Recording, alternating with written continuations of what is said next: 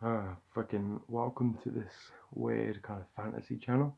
I'm getting better at it, you know. So stick with me. I know what I'm fucking talking about. I've read the books many fucking times, and I'm not robotic, just full of weird photos and some robotic fucking android, like weird fucking computer sound voice. So yeah, do stick around. So first, I'm just going to go into the background of what we know when the pink letter was sent. Okay, so and this is from both A Winds of Winter and sample material from the Winds of Winter, such as Stannis and Theon's kind of little meeting, and obviously from all of the other books. If you haven't read the books, then please fucking read them right now.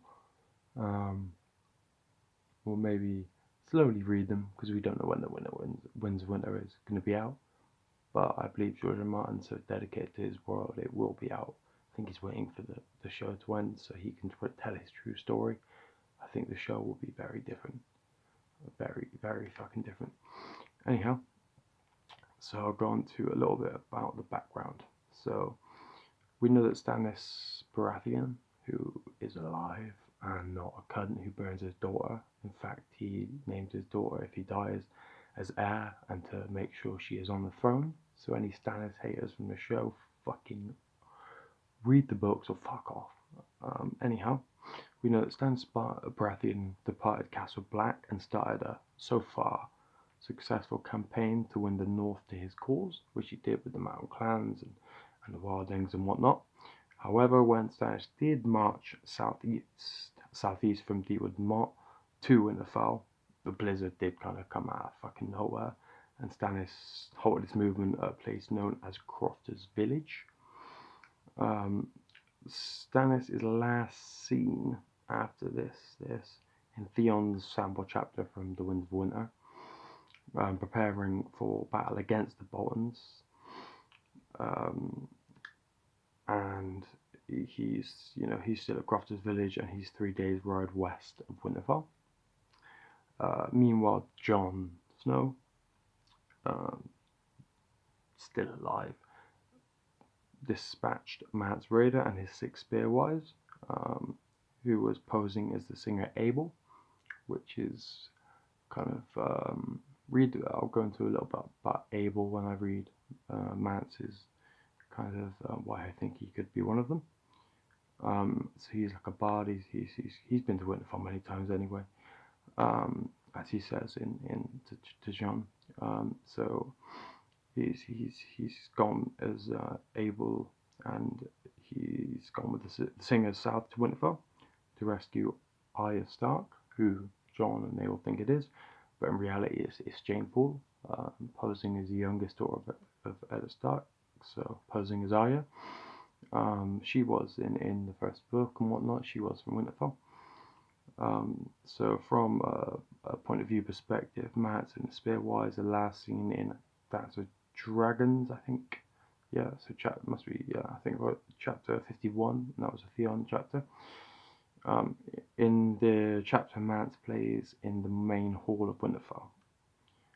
The Spearwives attempt to rescue Jane, and are able to get Jane and Theon to the parapets of Winterfell, but do not join Theon and Jane when they jump from the walls. The jump in the show was ridiculous, mate. They would both splattered. Anyhow, it didn't happen in the good books, which is why you should read the books. In Jon's last chapter, before he gets stabbed up, and he didn't get stabbed up by the people he did in the show, so please don't hate people in the show for stabbing Jon up, because they didn't all do it. In the same way you shouldn't hate Stannis for burning his daughter, because he didn't fucking do it. So in Jon's last chapter in the Dance of Dragons, he receives the pink letter from, supposedly from Ramsay Bolton. He thinks it's Ramsay Bolton. Jon does read the letter aloud at the Shield Hall, the Shield Hall, and makes his intention known that he will take an army of wildlings to the march on Ramsay Bolton.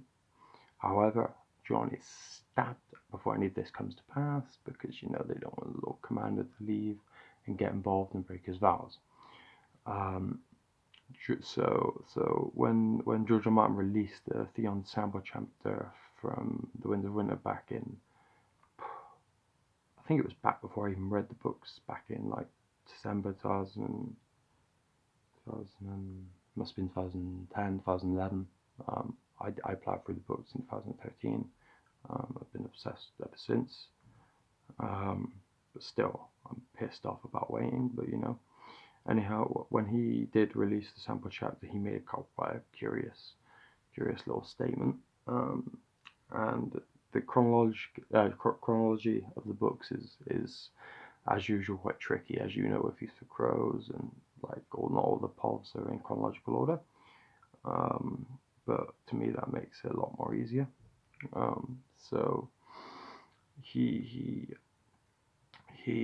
made this statement that the chapter will be found eventually at the beginning of the Winds of Winter, but as you will be able to tell from the context, it actually takes place before some of the chapters at the end of Dance, right?